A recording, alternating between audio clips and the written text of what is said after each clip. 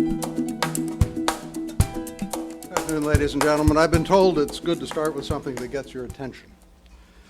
How's this? The topic we're discussing today, public unionism and its consequences, is very likely to be the most important domestic economic issue of the next decade. If wage demands and pension and health benefits of unionized public employees are not derailed from their current path, public unionism by itself will more than likely bankrupt most of the states and probably the nation as a whole even before Social Security, the new health care entitlements, cap and trade can get around to it. The engine behind this is what I called in my Cato article, political rent-seeking. And it's important for us to understand its relationship to the growth of public employee unionism and to reckon with its consequences. It is the elephant standing here in the elevator with us, and I think that it's time that we acknowledge it. Last Friday's Wall Street Journal lead editorial was called Government Pay Boom.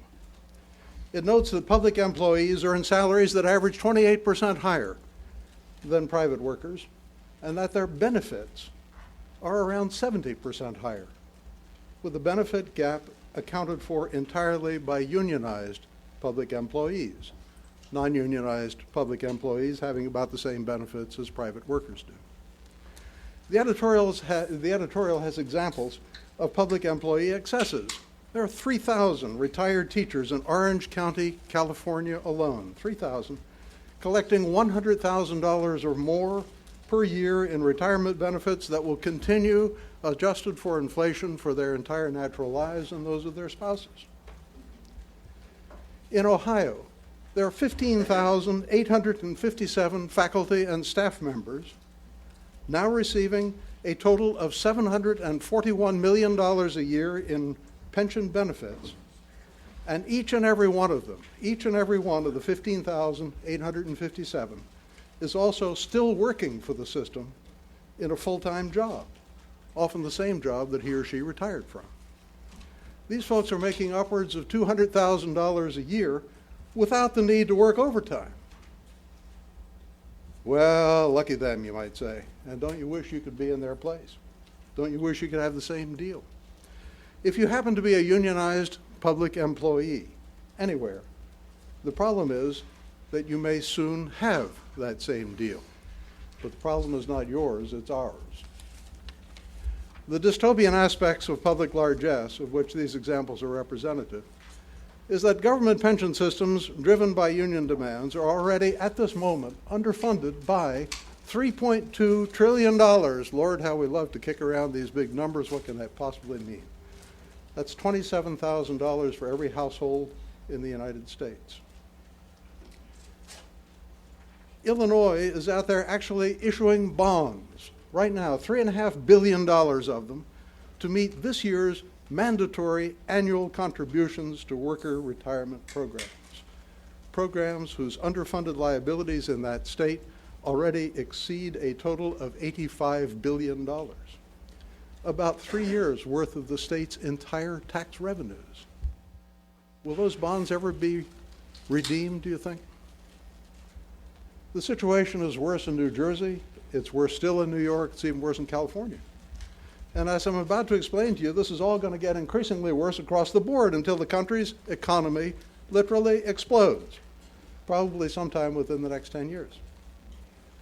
The culprit is public unionism and public rent-seeking, political rent-seeking. That's the elephant. That's the elephant standing right here with us. Do I have your attention yet? Perhaps you're convinced that I'm Chicken Little and that the sky is not really falling.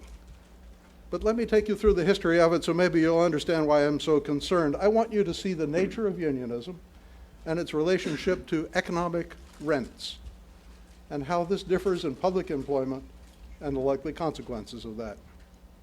I only have time for a very broad brush treatment, but this is all laid out properly nuanced in my article in the Cato Journal that I hope you have a copy of and that you'll find time to read. First, you have to understand why it is that unions exist. They exist exclusively for the purpose of seizing for themselves and their members a larger piece of the economic pie than could be achieved or sustained through free market operations. That is, seizing more or even all of the economic rents of the system. Now, what are these economic rents?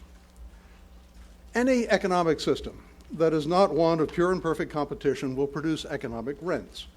These are the unearned excesses that would not exist in a perfectly competitive system. They're profits generated by fooling the public into buying your product, say, or profits that come from inventing a better mousetrap but not sharing the secrets with others. But most important, economic rents are the extra profits that come from producing and selling any product, say flea collars or 200,000-ton cruise ships, more efficiently and better than others can do it until the others catch on and catch up. These economic rents might logically be supposed to escheat to the entrepreneur, but they could lie with any of the factors of production, with capital, with management, with labor, even support services.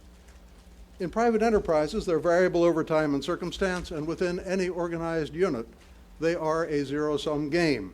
If more economic rent goes to capital, less is available for management or labor. Enter the unions. Seeking a greater share of the economic rents of enterprise, they want more of it, not because they created it, although they may have participated, but because it's there for the possible taking. I know of no other non-criminal organization so baldly oriented toward self-fulfillment as labor unions. It may be undiplomatic to say so, but plundering the economic system for personal gain is what unions do.